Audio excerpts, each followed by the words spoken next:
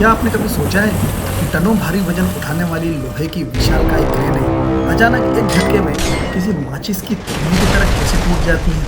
या फिर दुनिया की सबसे ऊंची बिल्डिंग बुर्ज खलीफा आसमान को छूती हुई तूफानी हवाओं के थपेड़े झेलने के बाद भी अपनी जगह से एक इंच भी नहीं हिलती। मैकेनिकल इंजीनियर्स हम अक्सर सोचते हैं कि गेट मैकेनिकल एग्जाम को क्रैक करने के लिए बड़े बड़े फॉर्मूले रटने होंगे या फिर रात दिन बस कैलकुलेटर पर उंगलियां घिसनी होंगी, लेकिन ऐसा नहीं है। असली खेल छुपा है विजुअलाइजेशन में। अगर आप फोर्स को सिर्फ एक वेक्टर या किताबों में छपा एक सीधा एरो समझते हो तो आज आपकी सोच बदलने वाली है, क्योंकि 90% इंजीनियर गेट मैकेनिकल की एग्जाम में सिर्फ इसलिए फेल हो जाते हैं क्योंकि वो मैकेनिक्स को देखते नहीं, सिर्फ रटते हैं। आज हम समझेंगे इंजीनियरिंग मैकेनिक्स का सबसे पहला, सबसे बेसिक और सबसे रहस्यमय नियम, जिसको बोलते हैं force and the principle of transmissibility. आज इस वीडियो में हम सिर्फ थ्योरी को रटेंगे नहीं, बल्कि आपके सामने कैड एनिमेशन के थ्रू रियल इंजीनियरिंग को डिकोड करेंगे। हम जानेंगे कैसे एक फोर्स अपनी जगह बदलकर भी अपना असर नहीं बदलता। अपनी कुर्सी की पेटी बांध लीजिए दोस्तों, क्योंकि आज मैकेनिक्स का डर हमेशा के लिए खत्म होने वाला है। मेरा नाम है संजय और आप देख रहे हैं गेट मैकेनिकल सीरीज का एपिसोड नंबर 1। किताबों में लिखा है force is an agent which changes और tend to change the state of rest और मोशन ऑफ बॉडी। भाई बहुत बोरिंग है। सरल शब्दों में कहें तो फोर्स वो अदृश्य भूत है जो किसी भी मैकेनिकल कंपोनेंट की किस्मत बदल सकता है। जब तक ये चुप है मशीन शांत है, जहां इसने करवट ली मशीन तबाह हो सकती है। लेकिन एक मैकेनिकल इंजीनियर के लिए फोर्स को पूरी तरह जानने के लिए सिर्फ नाम काफ़ी नहीं है। हमें 3 चीज़ें चाहिए। उसका मैग्नीट्यूड, यानी उसमें कितना दम है, 10 न्यूटन का या फिर 100 न्यूटन का। उसकी डायरेक्शन, मतलब वो कहाँ जा रहा है, ईस्ट में जा रहा है या फिर वेस्ट में जा रहा है। और सबसे क्रिटिकल, उसका पॉइंट ऑफ एप्लीकेशन क्या है, मतलब वो कहाँ पर चोट कर रहा है। जरा इस कैड मॉडल को ध्यान से देखिए। जब मैं इस शाफ्ट के सेंटर पर फोर्स लगाता हूँ तो यह सीधा चलने की कोशिश करता है, बट जैसे ही मैंने इसका पॉइंट ऑफ एप्लीकेशन बदला और इसे थोड़ा ऊपर कोने में शिफ्ट किया, यह शाफ्ट बेंड होने लगा, घूमने लगा। यानी फोर्स वही था, मैग्नीट्यूड वही था, लेकिन पॉइंट बदलते ही पूरी मशीन का बिहेवियर बदल गया। यही कारण है कि गेट में जब मैकेनिक्स या मशीन डिजाइन के सवाल आते हैं ना, तो बच्चे सिर्फ F=m/a ढूंढते हैं, जबकि एग्जामिनर खेल जाता है पॉइंट ऑफ एप्लीकेशन के साथ। अगर ये पॉइंट मिस हुआ तो समझो आपका पूरा क्वेश्चन पेपर बर्बाद हो जाएगा। तो भाइयों, फोर्स को सिर्फ एक नंबर मत समझो, ये एक पूरी जिम्मेदारी है। अब एंट्री होती है हमारे आज के सबसे बड़े नियम की, जिसको बोलते हैं प्रिंसिपल ऑफ ट्रांसमिसिबिलिटी। यह नियम एक बहुत ही अजीब लेकिन जादुई बात कहता है। इसके मुताबिक अगर कोई फोर्स किसी रिजिड बॉडी पर लग रहा है तो आप उस फोर्स को उसकी लाइन ऑफ एक्शन पर कहीं भी आगे या पीछे खिसका या फिर ट्रांसफर कर सकते हैं, बशर्ते उसका मैग्नीट्यूड और डायरेक्शन न बदले। बॉडी के ओवरऑल मोशन पर इसका रत्ती भर भी फर्क नहीं पड़ेगा।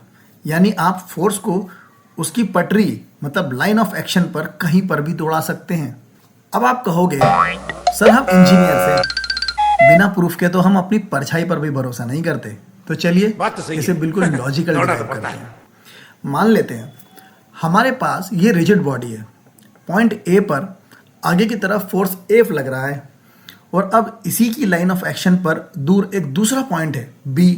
अगर मैं इस पॉइंट B पर 2 बराबर और अपोजिट फोर्स लगा दूं, एक आगे पॉजिटिव और एक पीछे नेगेटिव, तो क्या इस बॉडी पर कोई असर पड़ेगा?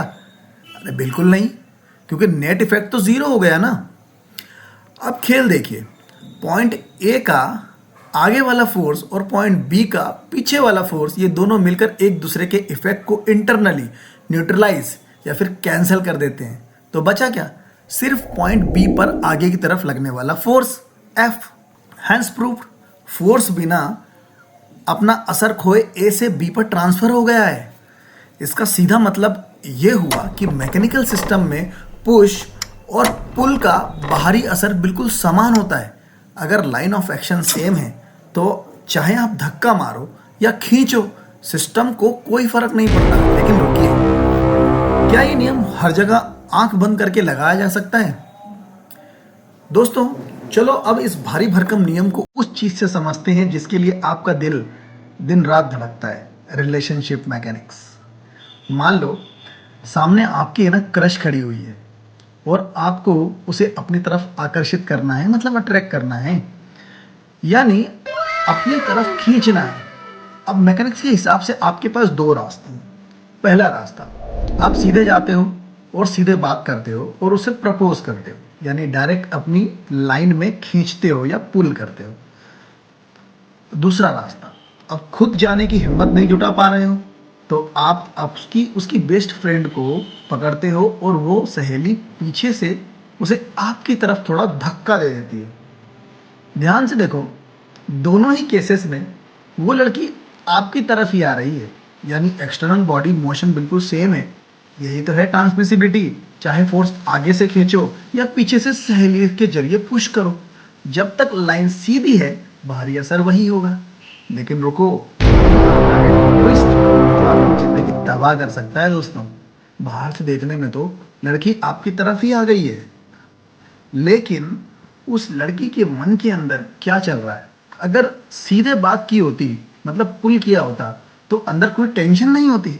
लेकिन सहेली के थ्रू बात घुमाई, मतलब पुश किया, तो सहेली ने सहेली को बताया और ये बात हॉस्टल में फैल गई और लड़की के दिमाग के अंदर एक इंटरनल स्ट्रेस पैदा हो गया, मतलब टेंशन पैदा हो गया, मतलब गुस्सा शुरू हो गया। यही बात मैकेनिक्स में बॉडीज पर भी लागू होती है। तो देवियों और सज्जनों, कहानी का ट्विस्ट यह है कि यह प्रिंसिपल सिर्फ और सिर्फ रिजिड बॉडी के लिए सच है। रिजिड बॉडी यानी कठोर दिल बॉडी, जिस पर कितना भी फोर्स लगाओ उसके अंदर के मॉलिक्यूल अपनी जगह से हिलते ही नहीं है। लेकिन अगर बॉडी डिफॉर्मेबल हुई, जैसे रबर, प्लास्टिक या हमारे असली मैकेनिकल वाले जो कंपोनेंट होते हैं ना वो, तो यह नियम पूरी तरह से फेल हो जाता है और यहीं पर गेट एग्जामिनर आपको फंसा लेता है। अब इसको ध्यान से देखिए, जब इस रबर ब्लॉक को मैं पीछे से पुश करता हूं तो इसके अंदरूनी हिस्सों में कंप्रेशन यानी दबाव पैदा हो जाता है, जिससे यह बीच से मोटा हो जाएगा।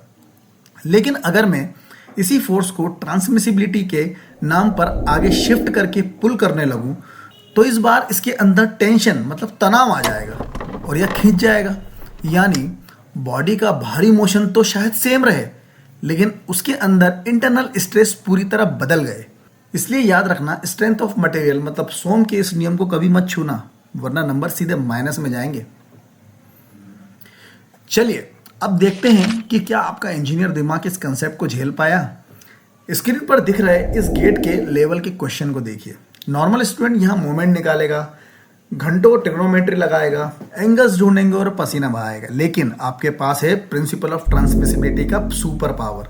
इस फोर्स को इसकी लाइन ऑफ एक्शन पर नीचे की तरफ स्लाइड कर दो और देखो यह सीधे इस पॉइंट के सामने आ गया। अब दूरी निकालना सिर्फ 5 सेकंड का खेल है। आ गया ना सीधे आंसर। यही ताकत है सही विजुअलाइजेशन का। तो दोस्तों, आज हमने फोर्स के सबसे बड़े बुनियादी सच को डिकोड किया। लेकिन क्या होगा जब किसी मशीन पर एक नहीं बल्कि सैकड़ों फोर्सेस अलग अलग दिशाओं में एक साथ हमला कर दें? तो कैसे एक अकेला फोर्स उन सबका लीडर बन सकता है? हमारे अगले एपिसोड में हम बात करेंगे रिजल्टेंट ऑफ फोर्सेस का, रिजोल्यूशन का और उस जादुई नियम की जिसे दुनिया लामिस थ्योरम कहती है, जो इस हाथी और चींटी के बैलेंस का असली राज है।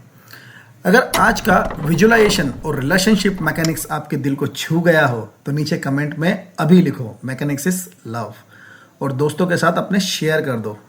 मिलते हैं अगले एपिसोड में, तब तक के लिए कीप लर्निंग।